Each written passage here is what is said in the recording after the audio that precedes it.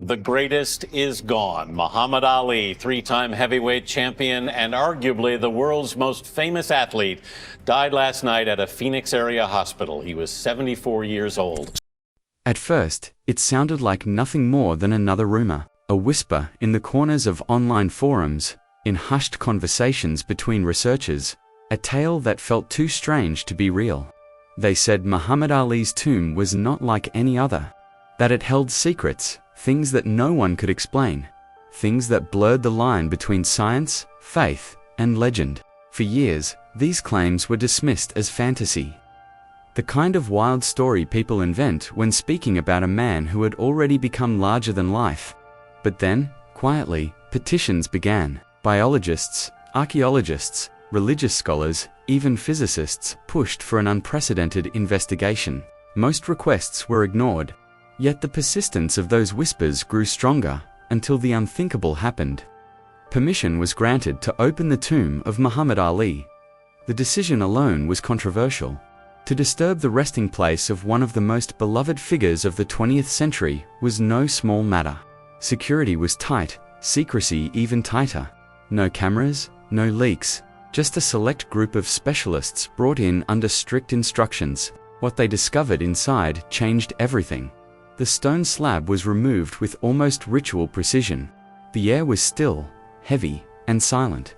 And then the first glimpse of what lay inside left even the most hardened scientists unable to speak. Ali's body, after 9 years in the earth, was intact. Not partially preserved, not skeletal, intact. His skin had not collapsed, his frame had not withered into the expected ruin of time. He looked, in the words of one observer, as though he had only been laid to rest yesterday. For many in the room, it was impossible to reconcile what they were seeing with everything they knew about biology and decay. But the shock didn't end there. His hands that once floated like butterflies and struck like hammers, were clasped around two objects.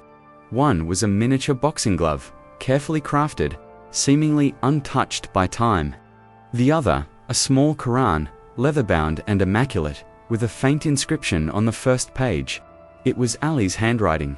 A note from 1974 that read simply, "If I am remembered, let it be as a servant of God." The room fell into silence. The scientists documented, the scholars debated. But nothing could explain the survival of those objects, or how they had remained completely unmarked.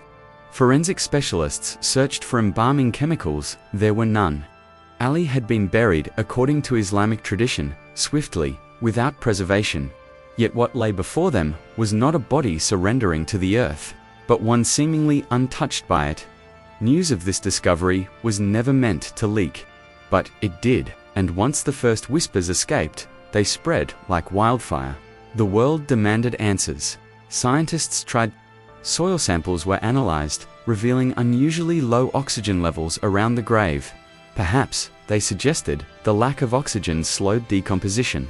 But even under such conditions, preservation this complete was unheard of.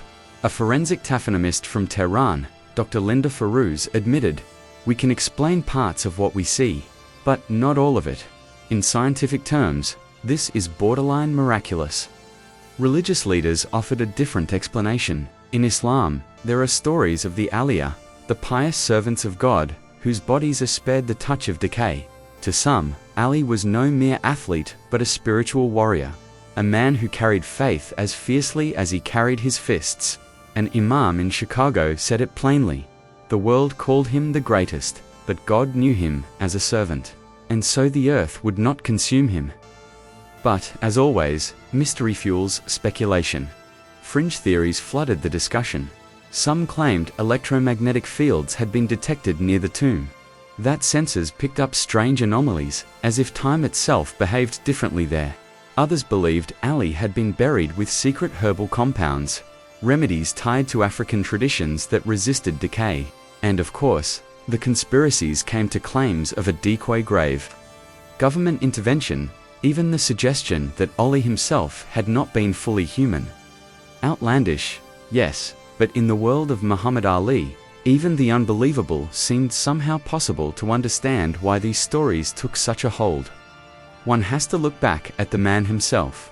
Born Cassius Marcellus Clay Jr. in Louisville, Kentucky, Ali was never meant to be ordinary. From the age of 12, when his bike was stolen and a policeman introduced him to boxing, destiny had already begun its work. By 18, he was an Olympic champion.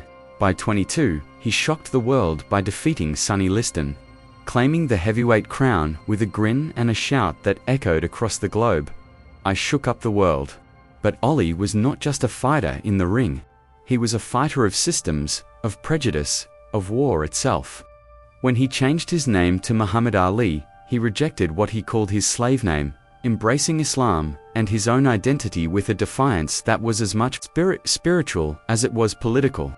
When he refused to be drafted into the Vietnam War, he did so with words that carved themselves into history. "I ain't got no quarrel with them, Viet Cong." For that choice, he was stripped of his titles, banned from boxing, condemned by much of America, yet he stood firm. Years later, the Supreme Court vindicated him, but the world had already understood Ali was not just a champion, he was a conscience, and still, he was a fighter. His return to the ring was marked by battles that became myth. The fight of the century against Joe Frazier. The Thriller in Manila, a war of attrition so brutal it nearly destroyed both men. The Rumble in the Jungle, where Ali, written off as too old, too slow, too finished, unleashed the rope-a-dope strategy and broke George Foreman, the most feared puncher alive. These were not just fights, they were epics, the stuff of legend. Ali's speed, his courage, his cunning, they rewrote the very idea of what a heavyweight could be. But Ali's legend extended beyond boxing. He became a symbol of resistance, of pride, of black identity, of global unity. He met world leaders, inspired poets, and gave voice to those who had none. He was not perfect, he was human, flawed, often controversial. Yet, it was those flaws, alongside his brilliance, that made him real. That made him unforgettable. As Parkinson's disease slowly claimed his body, Ali carried his suffering with the same dignity he carried his titles. He lit the Olympic torch in 1996. His hands trembling, his body frail, but his spirit blazing as fiercely as ever. To the end, he was more than a man. He was a mirror in which the world saw courage, conviction, and possibility. So perhaps it is no wonder that stories of his tomb have taken root. Perhaps it is fitting that even in death, Ali cannot be ordinary. For some, what was found in his grave is a divine sign. For others, it is a puzzle science has yet to solve. For the rest, it is simply another layer of legend. One more reason Ali's name endures. In truth, whether or not every detail is real almost doesn't matter. What matters is why people believe it. Why the idea of Muhammad Ali, preserved against time, resonates so deeply. Because Ali himself seemed preserved even in life, untouchable, unbreakable, unbowed. His body may have been buried, but his legend, like his fists, still swings, still lands, still shakes the world, because legends don't rot. They rise. For many, the answer doesn't lie in science at all. They see it as divine intervention, proof that Ali's life was more than just sport, more than just politics, more than just fame. That his legacy was spiritual, and that the earth itself recognized it. And this isn't without precedent. In Islamic history, there are accounts of bodies that resisted decay, stories passed down through centuries of imams, scholars, and witnesses who claimed that the righteous, the chosen, the devoted, did not decompose. Whether one believes these accounts or not, the parallels are impossible to ignore. To the faithful, Ali has simply joined that list, a modern figure blessed with an ancient miracle. But what adds another layer of fascination is how this mystery ties back to his own words. Ali once said, "Don't count the days, make the days count." And throughout his life, he seemed to live as if aware that time itself would treat him differently. From the way he predicted his victories, down to the very round Sonny Liston will fall in 8, to the way he carried himself as though guided by something greater. Ali always felt like a man who knew the rules didn't quite apply to him. And then, there's his poetry. Ali loved words as much as punches. "I'm the greatest," he said, but he also said, "Service to others is the rent you pay for your room here on earth." Could it be that his rent was so fully paid, his room so sacred, that even in death, Earth refused to take him? Still, not everyone believes. Conspiracy theorists took the mystery and ran with it in another direction entirely. Some claimed that the body found wasn't Ali at all, that the real Ali had been moved years earlier, hidden away either by the government or by religious authorities to protect some deeper secret. They point to the tight security during the tomb opening, the lack of official photographs, and the conflicting statements from witnesses. One researcher even suggested that what was preserved wasn't flesh, but a sophisticated synthetic model placed there to inspire belief. To most, these claims sound absurd, but in a world where conspiracies thrive, the idea that Ollie's final chapter is staged has only added fuel to the fire. Meanwhile, cultural reaction exploded. When fragments of the story leaked, crowds began flocking to Ali's resting place. Pilgrims, tourists, even skeptics arrived, hoping for a glimpse, a feeling, a sign. Some reported unusual sensations near the grave. Something was off the moment they unsealed the vault. No one expected what lay inside Muhammad Ali's tomb, least of all the scientists who'd fought for 9 years to open it. What began as a quiet forensic inquiry has exploded into one of the most baffling posthumous revelations in modern history. From preservation anomalies to whispered spiritual theories, the discovery has the world asking, was Ali's final round the most extraordinary of all? What was found inside? It started with a quiet petition, barely covered in the news at first. A coalition of researchers, Islamic scholars, and biologists had been lobbying behind closed doors for years to obtain permission to open Muhammad Ali's tomb. Not for scandal, not for spectacle, but because rumors simply wouldn't die. Some had whispered that Ollie's body hadn't decomposed at all. Others claimed strange electromagnetic readings had been picked up near his grave in Cave Hill Cemetery, Kentucky. There were even claims, dismissed by many as conspiratorial nonsense, that his tomb emitted a low-frequency hum, detectable only with specialized equipment. Most people scoffed, but some didn't. And those people had credentials. Eventually, with discreet approval from Ollie's surviving family, and in accordance with religious guidelines, the tomb was unsealed under a veil of secrecy. No press, no fanfare. Just a team of forensic scientists, pathologists, a few spiritual advisors, and tight security. What they found was unprecedented. Muhammad Ali's body was largely intact, not just in the general preserved sense that you might expect from some form of embalming. Ali was buried according to Islamic tradition, which prohibits embalming and calls for burial within 24 hours of death. No chemicals, no preservatives. And yet, there he was. Facial features discernible, skin still pliable in some areas, joints flexible, muscle definition eerily present. A body buried 9 years ago, in Kentucky, in natural earth. One researcher described it as a state of preservation incompatible with known biological processes. Another, a pathologist with over 30 years of experience, was visibly shaken and refused to comment directly. A third, a devout Muslim and biochemist, could only mutter Subhanallah over and over again, an Arabic phrase meaning glory be to God. That alone would have been enough to flood headlines. But then came the objects. Clutched gently in Ollie's hands were 2 unexpected items. A miniature leather boxing glove, no more than 5 inches tall, and a small worn copy of the Quran. Both items were dry, untouched by decay, and completely out of place. No record of these objects being buried with him exists. No family member remembered placing them, and yet, there they were. The Quran had no mold, no water damage, no yellowing. Its pages were crisp. On the inside cover was a handwritten note, dated 1974. In Ali's unmistakable handwriting, if I am remembered, let it be as a servant of God. Scientists immediately secured the items for forensic study. But the debate erupted instantly. How did they survive? Who put them there? And what did it all mean? Preservation like this just doesn't happen.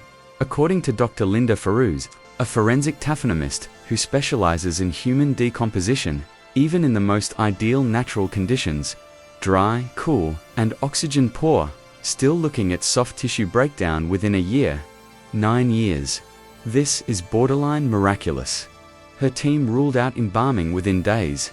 There were no chemical traces in the tissues, no incisions or indicators of preservation practices. The only explanation they could muster, some bizarre natural anomaly involving the soil composition, coffin material, and perhaps even electromagnetic insulation, though no prior cases even remotely resembled this. Others were less cautious. A fringe physicist speculated about unknown electromagnetic forces in the area.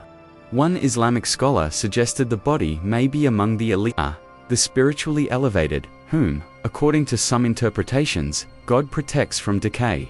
And yes, the conspiracy theorists came running. Theories involving secret preservation chambers, time anomalies, or even aliens made their way onto Reddit and YouTube within hours of the story breaking. But for the team at the site, silence, shock, awe. The Islamic community was immediately divided. Some scholars were outraged that the tomb was opened at all, calling it a violation of religious sanctity. Others, however, pointed to the discovery as evidence of Ali's deep spiritual connection and lifelong service to Islam. There is a long-standing belief in some Islamic traditions that certain individuals, martyrs, prophets, or deeply pious believers, are protected from bodily decay as a sign of divine favor. While not mainstream, this belief is respected in some circles. Could Ali be one of them? A viral video from an imam in Cairo claimed, "The world called him the greatest, but God knew him as a servant." Perhaps this is a sign to remind us who he really was, whether or not one believes in miracles. The timing and context are undeniably poetic. Ali, a man who defied death in the ring, who danced on the edge of political and social ruin for his beliefs, now seemed to be defying death once again, this time in the most literal sense. But what about the rumors themselves? What's really behind the stories of Ali's tomb being opened, and why do they capture our imagination so fiercely? Is there science to explain it, or is it all just spirit and speculation? Science, spirit, and speculation where there's mystery. There's interpretation, and when that mystery involves Muhammad Ali, interpretations quickly take on mythic proportions. As the story of Ali's supposedly untouched tomb spread, from obscure Reddit threads to TikTok videos with millions of views, people started doing what they always do, trying to make sense of the impossible. Everyone had a theory. Depending on who you asked, Ali's preserved body was either the result of a rare natural phenomenon, a divine sign, or something out of a sci-fi thriller. The most grounded explanation came from the scientific community, or at least from a few experts who were willing to entertain the rumor without fully buying into it. A handful of forensic anthropologists weighed in online and in podcast interviews, speculating that if Ali's body really was unusually preserved, it might be due to a rare convergence of natural burial conditions.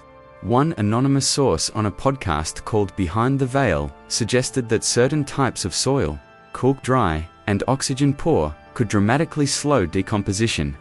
Another theory pointed to the material of the coffin, proposing that specific metals or sealing techniques might have created an almost cryogenic effect. Still, all of them agreed. 9 years is a long time for a body to remain intact without embalming. And there are no documented cases quite like this. The science didn't rule it out completely, but it couldn't explain it either. Then came the spiritual interpretations. In Islamic tradition, there's a concept known as karama, extraordinary signs or miracles granted to righteous individuals. While mainstream Islamic scholars tend to discourage exalting graves or turning individuals into sacred symbols, historical accounts do speak of certain deeply pious people whose bodies remained untouched by decay. Could Ali be one of them? Some scholars thought it was possible. One imam, in a video that quickly went viral, said Ali suffered for what he believed. He gave up everything, his title, his wealth, even his health, to stand for truth. If Allah preserved his body, it wouldn't be because of his fists. It would be because of his sincerity. Others urged caution, warning that the legend could distract from Ali's real legacy, his humility, his faith, and his devotion to service. But while religious scholars debated, the theories kept multiplying. Some internet sleuths and amateur historians began speculating that something was buried with Ali. An object, a relic, something hidden.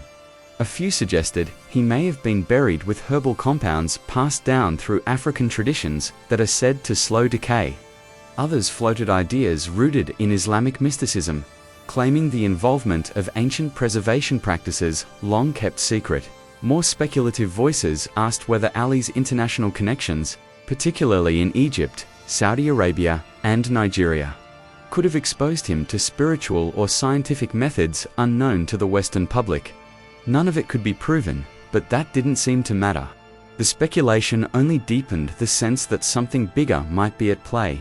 Naturally, the conspiracies came flooding in.